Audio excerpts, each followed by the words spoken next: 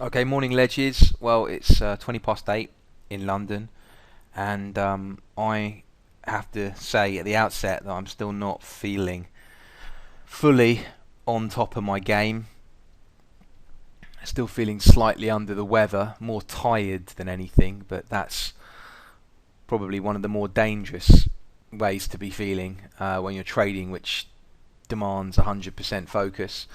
I also don't see too much at the moment, which is quite fortunate, I suppose, given how I feel. But I'm aware, as I'm sure everyone is out there that's actively trading, that the Brexit court ruling is probably going to dominate news flows this morning.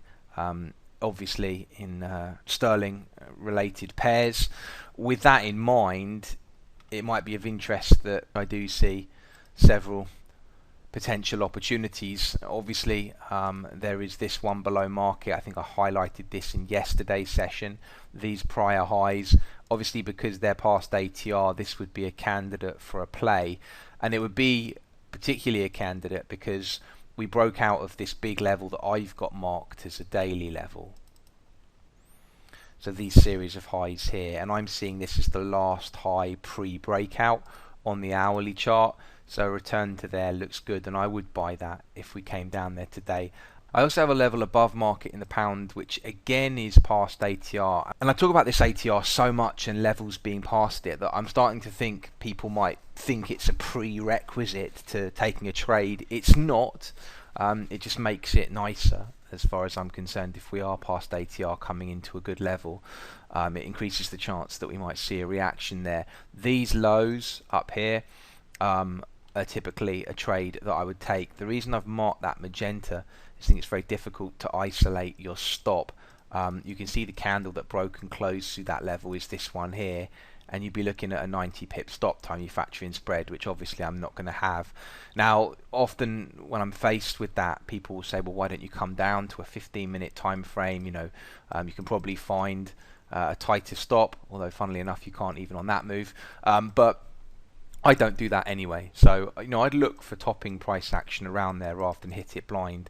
This one's very different because I have clearly a defined thrust candle, which would be this one that broke above this last little swing point here. So I would be happy to go bid at 23.80, and put my stop at 23.50. So that's the cable there.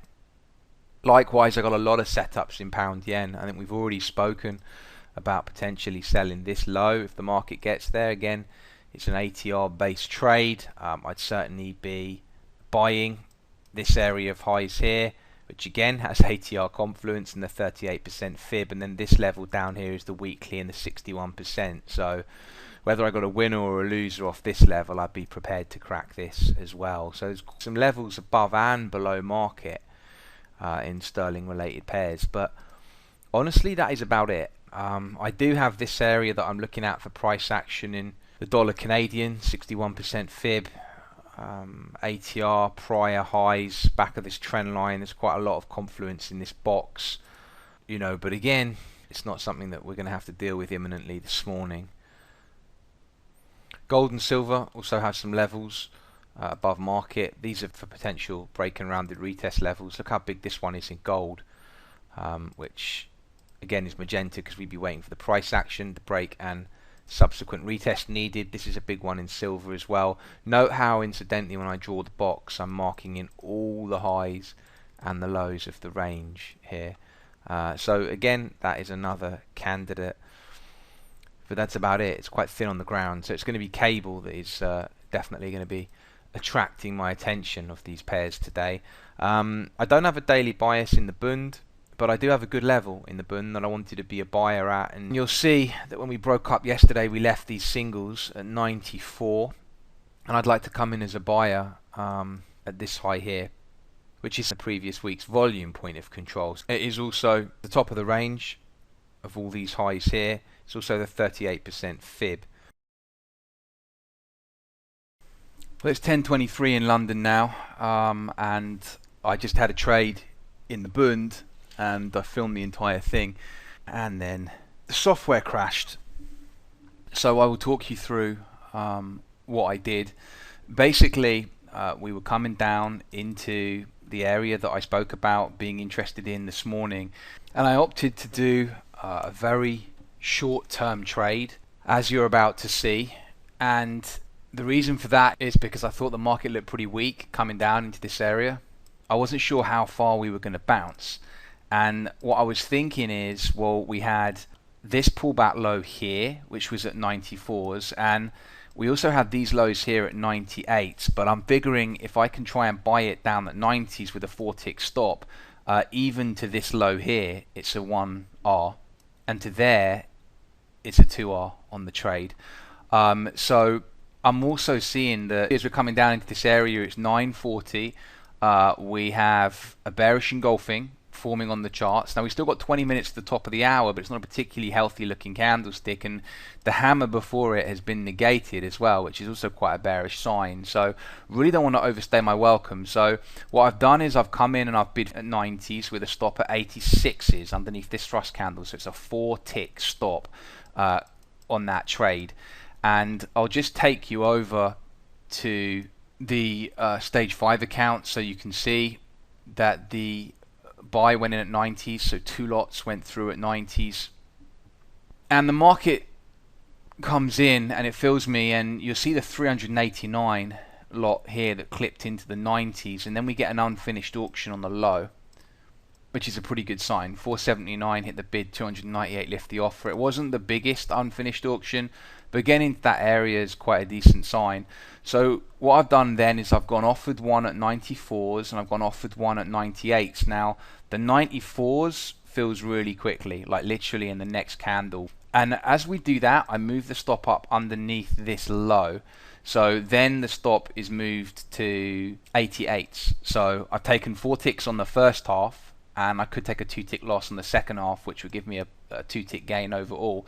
Now you can see we move up, and we trade 97s, and then we back off. Now at this point, you've got to be careful that you're not being a prick for a tick, because literally we're 1 tick from target and I got my stop up underneath here. The thing is, I don't want to puke it because I'm pretty confident that 93s, which is this high over here that I'm marking, would hold the bid, and that's exactly what happens. We come down, we hit the high, and we try to push up again. Then we move up again, and you can see for the 3rd time in a row now across 15 minutes we trade 97s and we can't crack it. We come down, and this time we trade a tick through 93s, and then we begin to bounce. So you can see this area is still holding, and then you'll see on this candle here that we actually closed down a tick through 94s, which was the initial FTA. And at that point, which was on this candle, I just offered the 94s and got out of the trade. And then, you know, as is the case, we actually went up and we traded those 98s out. But I just didn't like the way the price action was looking there. So basically, I ended up taking 4 ticks on the first half, 4 ticks on the second half, which was a 1R overall.